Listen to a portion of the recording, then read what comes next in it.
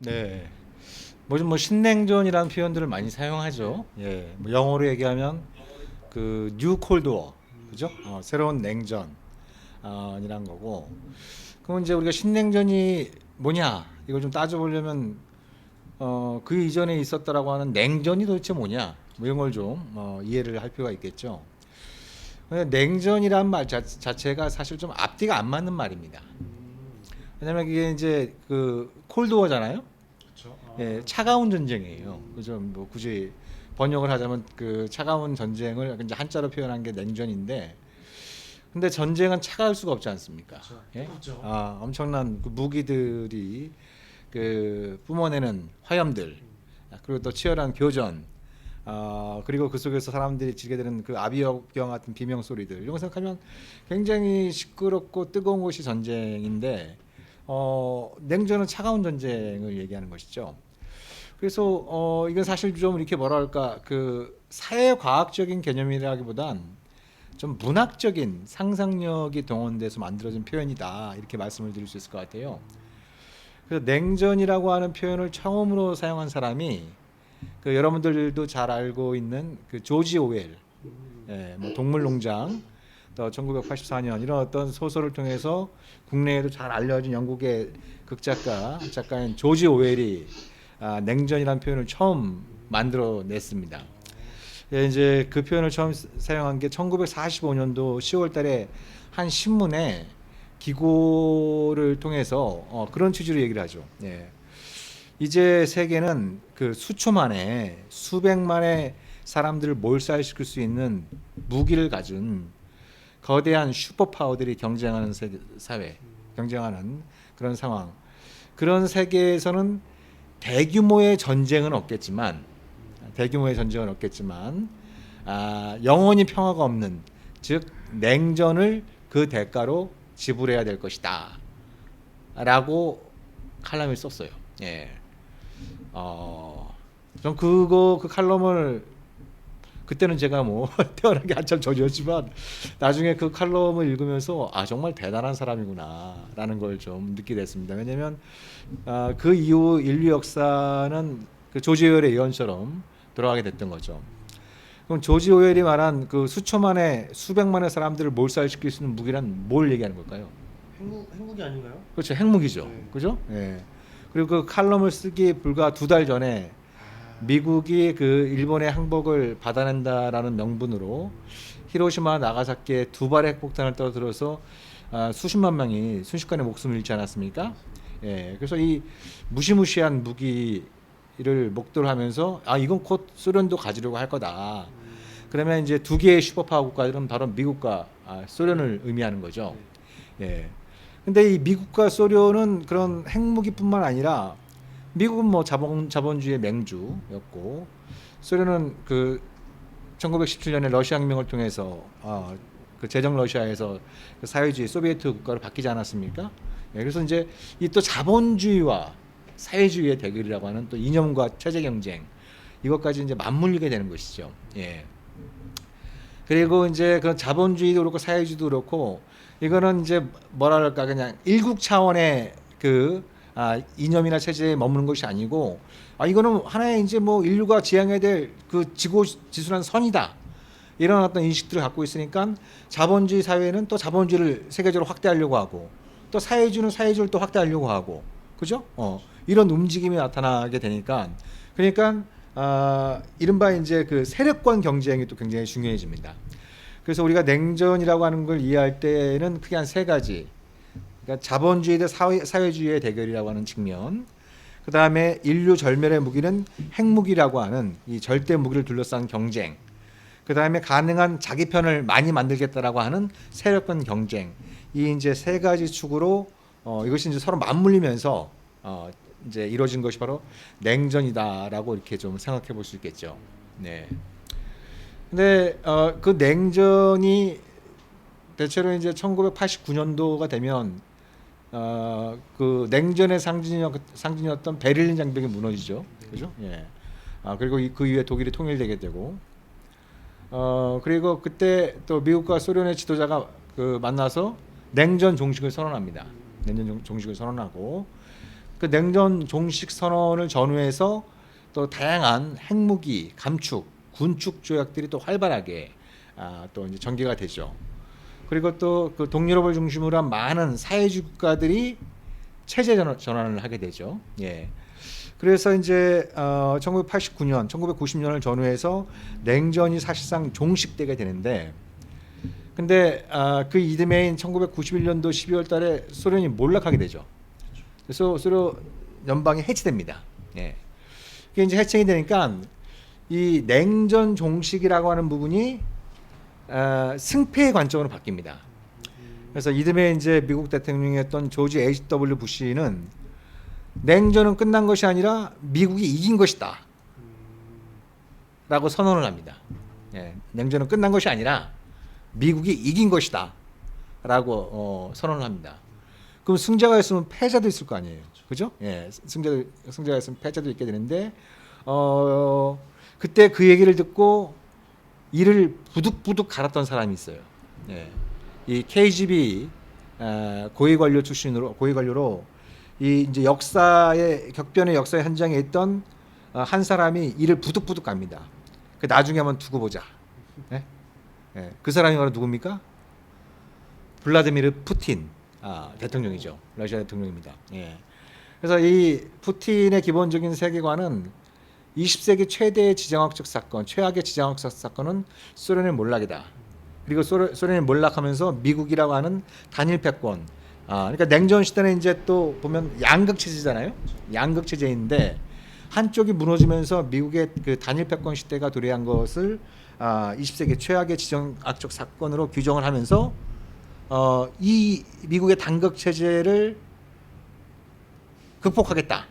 이거에 도전하겠다라고 하는 걸 핵심적인 목표로 삼게 되는 거죠.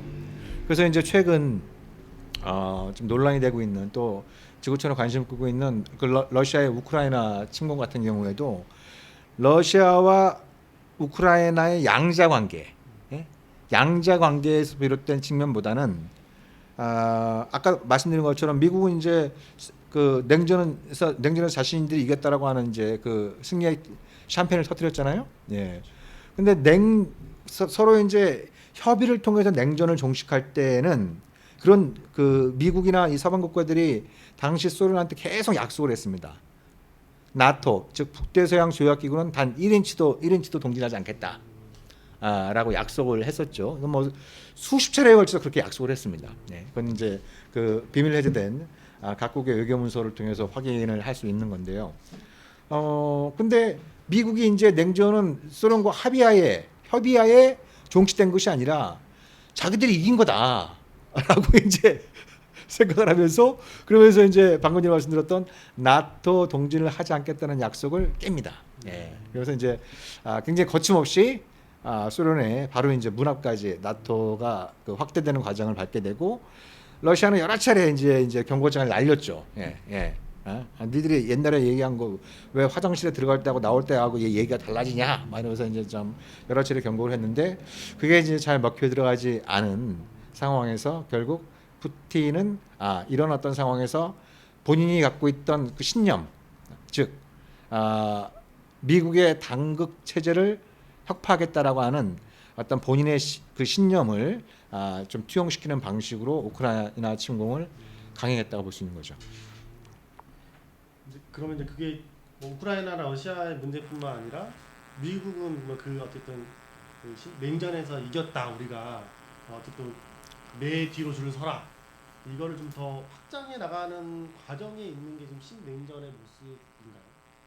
그러니까 그 사실 그 냉전도 그렇고 신냉전도 그렇고 이건 사실 강대국 중심의 개념이에요. 예. 아까 말씀드린 것처럼 이제 냉전이라고 하는 것은 그 차가운 전쟁을 얘기하는데 이건 그 말 속에는 조지 오웰이 이제 정확하게 꿰뚫어 본 것처럼 핵무기라고 하는 어마어마한 무기가 나왔기 때문에 이 무기를 쓰게 되는 전쟁이 또 다시 터지게 되면 즉 강대국 간의 전쟁, 세계 대전이 또 다시 발발하면 다 끝나는 거거든요. 그죠? 예, 다 끝나는 겁니다. 예. 그러니까 전쟁이 무의미해지는 거죠. 예, 전쟁 자체가 무의미해지는 이런 어떤 부분들이 있으니까 그 어마무시한 핵무기가 바로 3차 세계대전을 억제하는 힘으로 작용할 거다라는 이제 그런 어떤 생각을 피력을 한 거죠. 그 냉전이라는 표현 속에 이제 그런 게 담겨 있는 건데 실제로 3차 세계대전은 아직까지 일어나지 않았어요. 그죠? 네, 강대권의 전쟁은 일어나지 않았어요.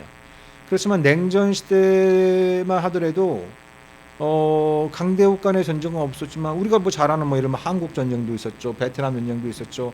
그리고 이제 이 주로 이제 뭐 아프리카라든지 중남미, 이른바 이제 그 미국과 소련의 어떤 이 세력권 외곽에 있던 지역들에서는 굉장히 많은 전쟁과 분쟁이 있었어요. 그죠? 네. 그로 인해서 1945년부터 1989년까지 이 45년 동안 각종 전쟁과 분쟁으로 인해서 목숨을 잃은 사람이 한 4천만 명에 달한다고 그래요. 이거는 이제 1, 2차 세계대전 때 사망자 수를 능가하는 수치입니다. 예. 그러니까 이 사람들 입장에서 냉전이라는 게 웃기는 얘기예요. 그냥 웃기는 얘기예요. 예. 자기들은 열전을 계속 겪고 왔는데 이게 무슨 냉전? 그게 냉전이고 그리고 이제 뭐 냉전이 끝났다는 건 무슨 또 엉뚱한 말도 안 되는 소리냐. 여전히 이제 그런 세계 도처에서 분쟁이 벌어지고 있는데 그래서 이게 냉전이라고 하는 게 일단은 굉장히 좀 강대국 중심의 개념이다라는 말씀을 드릴 수 있고요. 신냉전도 마찬가지예요. 지금 우크라이나에서 열전이 벌어지고 있잖아요. 그죠? 네, 우크라이나 열전이 벌어지고 있어요. 네. 그래서 이게 지금 뭐 상황을 갖다 신냉전을 규정하는 게 맞냐 틀리냐 뭐 여러 가지 이제 이견들은 존재하는데 근데 이제 여전히 이제 보통 이제 그 냉전이 종식됐다라고 하는 건 어떤 일방적인 안보에서 뭔가 이제 협력 안보, 그죠? 예. 그러니까 이제 뭐 국가의 국가 혹은 진영과의 진영과 관계를 제로섬이 아니라, 그죠? 예. 누가 이기고 지고 이런 것이 아니라 공동의 좀 이익을과 평화를 도모하는 그런 어떤 개념이 투영된가라고 한다면 그런 시대가 좀 지나가고 있다라는 관점에선 뭐 신냉전으로 표현하던 뭐 양극 체제로 표현하던 다극 체제로 표현하던 뭐 무극 체제로 표현을 하던 아무튼 뭔가 달라지고 있는 건 분명한 거죠. 예, 뭔가 좀 달라지고 불안해지고 있는 건 분명하다 이렇게 볼 수가 있겠죠. 그러니까 이제 냉전 시대에는 그 양극 체제를 이룬 두 슈퍼파워가 미국과 소련이었잖아요. 예. 근데 이제 신냉전 시대는 뭐 미국은 여전히 남아 있고, 그죠? 또 하나의 축은 중국이다. 라는 얘기가 이제 오랫동안 회자가 되어 왔죠. 근데 이제 러시아의 푸틴이 나도 있어, 나도 만만치 않아. 이걸 갖다 지금 이제 과시를 하고 있는데, 그래서 전반적인 신냉전의 질서는 일단 그 미국과 미국의 동맹국들을 한 축을 하고, 유라시아의 거대한 나라인 중국과 러시아의 결속을 또 하나의 축으로 하는 이런 어떤 그 일종의 좀 양극 체제, 양극 그 화된 질서로 좀 나타나고 있어요. 근데 한국 같은 경우에는 미국의 동맹국이잖아요. 그죠? 미국의 동맹국이에요. 또 북한도 중국의 동맹국이라고 할 수 있어요. 이제 그 조중 상호간의 그 우호친선 조약이 있는데 거기에는 사실 자동 개입 조항도 있어요. 그러니까 자동 개입 조항은 한쪽이 누구한테 공격을 하면 자동적으로 개입한다는 얘기거든요. 군사적으로. 한미 상호 방위 조약에도 없는 내용이에요. 그만큼 굉장히 높은 수준의 동맹을 맺고 있는 게 그 이제 북한과 중국이죠. 자, 그러면 그런 상황에서 미국과 중국 혹은 이제 미국과 그 동맹 체제와 중국과 러시아가 경쟁을 하고 갈등을 하고 대결을 하게 되면 남북한이 어떤 형태든지 영향을 받을 수밖에 없잖아요. 그죠? 영향을 받을 수밖에 없는 이런 그 구조에 있는 거죠. 예. 그리고 이제 이 경쟁하는 과정에서 한국이 만만치 않은 나라잖아요, 지금. 우리는 자꾸 이렇게 뭐 주변 4대 강국 이런 표현을 쓰는데 이제 그런 시대도 사실 지났어요. 예. 지금 한국의 경제력이 세계 9위, 10위에 달하고 한국의 군사력이 지금 세계 6위 정도에 해당하거든요. 좀 거의 강대국에 지금 근접하고 있는 상황이란 말이에요. 예. 아무튼 한국이 만만치 않아요. 국력도 만만치 않고 지경학적 위치도 굉장히 중요한 위치를 갖고 있어요. 왜냐하면 유라시아 대륙의 끝쪽에 있으면서 동시에 이제 태평양, 그죠? 해양 세력과 대륙 세력의 이 교차점에 있기 때문에 한국이 한반도 굉장히 그 중요한 지정학적 위치를 갖고 있는 거죠. 북한도 마찬가지예요. 그죠? 북한이 없으면 중국과 러시아는 그 미국의 동맹국인 한국과 바로 국경을 접하게 돼요. 그죠? 국경을 접한단 말이죠. 그러니까 이 북한이라고 하는 게 전통적으로 중국과 러시아 관점에서 볼 때는 일종의 버퍼존, 완충 국가. 예. 이건 사실 굉장히 오래된 얘기예요. 임진왜란으로 거슬러 가는 얘기잖아요. 예? 예. 그래서 뭐 이제 명나라가 참전하면서 뭐 조선 할지론 이런 얘기들이 나왔던 것도 어떻게 이제 한반도에 이제 해양 세력의 진출을 갖다 차단할 수 있는 그걸 막아낼 수 있는 완충들을 만들어야 된다 이런 어떤 분들이 뭐 조선 할지론에도 나왔었고 1945년대 분단 그죠? 그 한국 전쟁의 또 치열한 교전 끝에 이제 다시 이제 이게 38선이 조금 서쪽은 조금 내려가고 동쪽은 좀 올라간 거 거의 뭐 그대로 다시 이제 지연됐다고 해도 과언이 아닐 정도의 결과를 만들어지고 이런 부분들이 이제 그런 해양 세력과 그 대륙 세력의 오랜 각축전 이런 부분들이 이제 한반도에 있는 거죠. 그래서 미국이나 중국 혹은 러시아 이런 관점에서 볼 때는 이 한국과 북한 이들 나라들의 경쟁이 강해지면 이걸 양쪽에서 끌어달리는 거는 힘이 강해지잖아요. 예? 그렇잖아요. 그럼 아무래도 남북 관계의 어떤 구심력, 남북 관계의 구심력이 약해질 가능성이 굉장히 높아지게 되는 거죠. 일단 정확히 해야 될 부분은 한미 동맹은 얘기를 많이 했지만 그 한미일 삼각 동맹이라는 표현은 쓴 건 아니에요. 이제 군사협력, 삼자 군사협력을 강조하고 있는데 한국과 일본이 뭐 상호 방위 조약을 체결할 가능성은 거의 없죠. 그렇지만 이제 미국은 자신들을 정점으로 해서 그러니까 지금 한미 동맹, 미일 동맹으로 이원화되어 있잖아요. 이걸 갖다가 이제 한일 관계를 좀 연결시켜서 이 삼자 간의 협력, 특히 이제 군사 분야 협력을 강화하려고 하는 생각을 좀 예전부터 많이 갖고 있었습니다. 굉장히 오래된 1965년 그 한일 기본협정. 도 사실 이제 그런 맥락에서 이제 미국이 좀 해봐라 이렇게 좀 강하게 얘기했던 거고, 2015년에 있었던 위안부 합의 뭐 이런 부분들도 그 뒤에는 미국이 있었죠. 뭐 이런 그런 부분들의 이제 기본적인 목표는 그러니까 유럽 같은 경우에 우리 요즘 언론에서 많이 나오는 나토 같은 경우는 집단 동맹 체제예요. 그죠? 지금 회원국이 30개 국이란 말이에요. 그냥 다자 동맹체예요 기본적으로.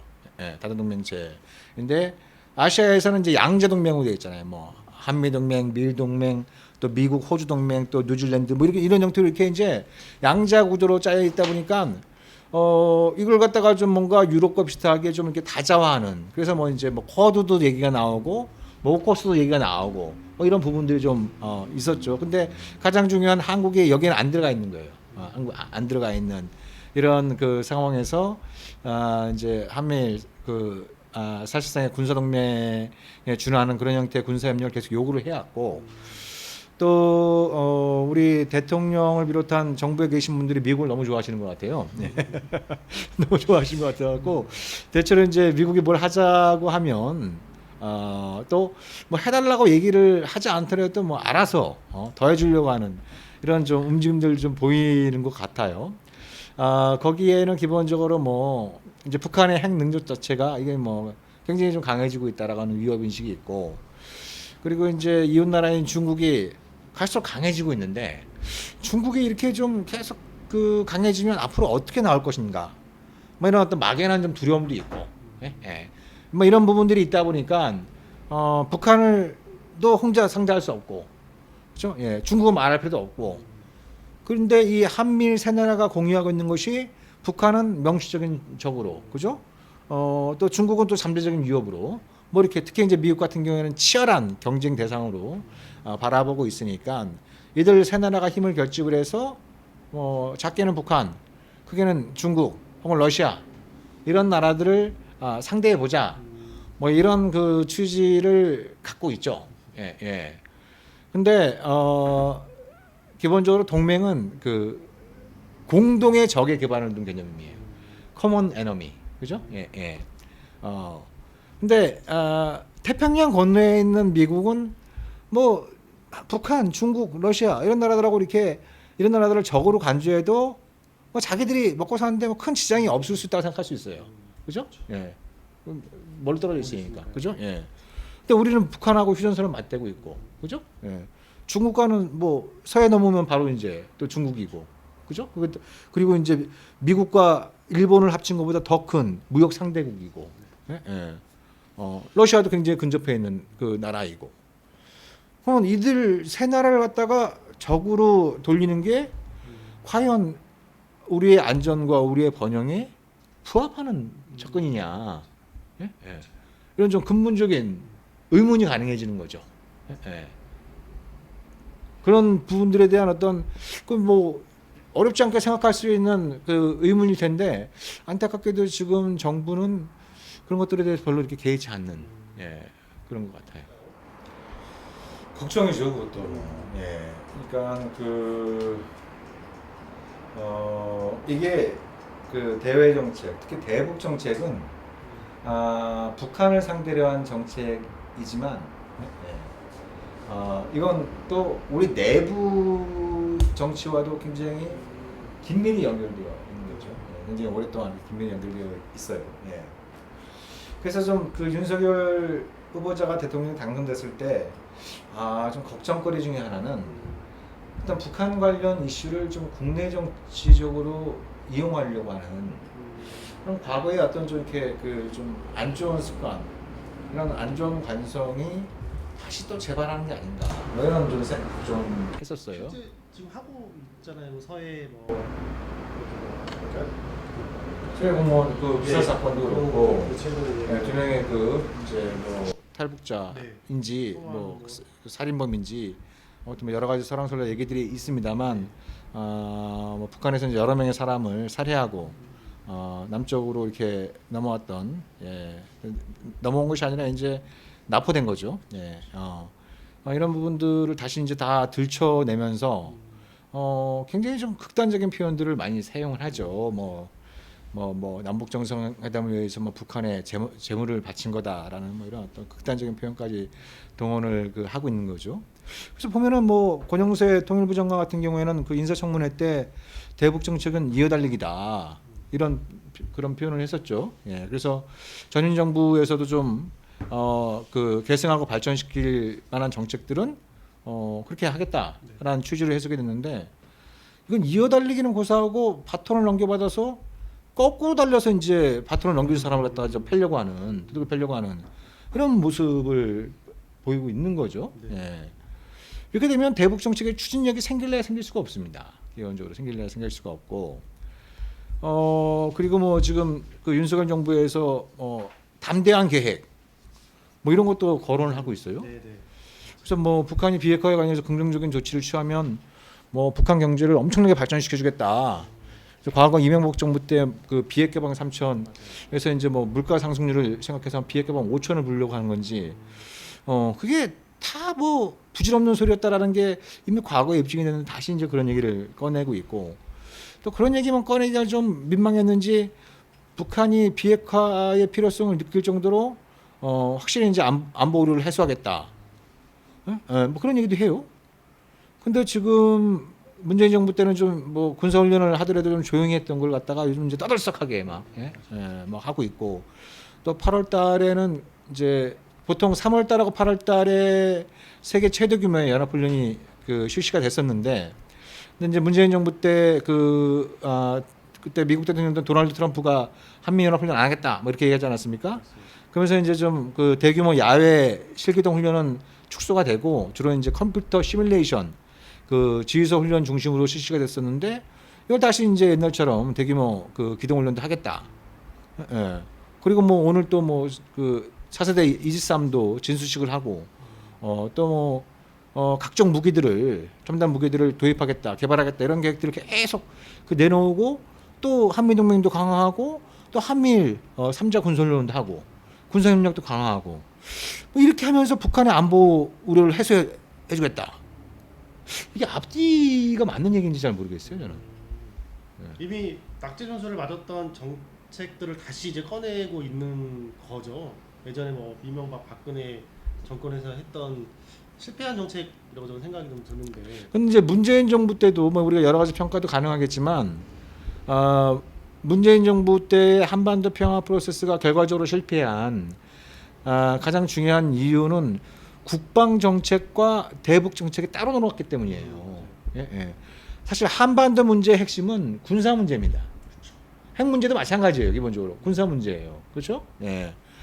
근데 비군사 분야에서는 전향적인 정책을 추구하면서 군사 분야에서는 여전히 한미연합 훈련을 하고 대규모 군비 증강을 하고 이런 방식으로 추구해갖고 어떻게 비핵화를 도모할 수 있겠습니까? 네. 그래서 이제 문재인 정부 때 굉장히 그 좀 주목할 만한 두 가지 역설적인 현상이 있었어요. 하나는 제가 뭐 막강 퀴즈를 좀 내보면 예. 퀴즈입니다. 예. 남북 정상회담을 가장 많이 한 대통령이 누굽니까? 역대 대통령 중에. 만난 걸로 하면 문재인 대통령이 직접 만난 거 제일 많이 만나. 그죠? 예. 굉장히 싱겁죠. 예? 예, 난이도가 낮죠. 네네. 예. 그럼 1971년도에 남북 대화가 공식적으로 시작된 이래 남북 대화가 가장 단절된 정부는 어느 정부 때 있는 것 같아요? 1971년 이래. 제가 예전에 안 살아봤는데 단절됐던 한 공식적인 번도 없었던? 공식적인 남북 대화가 가장 오랫동안 단절됐던 아, 정부가 그것도 문재인 네, 정부예요. 돌아보는 거네요. 그것도 문재인 정부예요. 네. 예? 예. 그러니까 좀 앞뒤가 안 맞는 거 같잖아요. 그죠?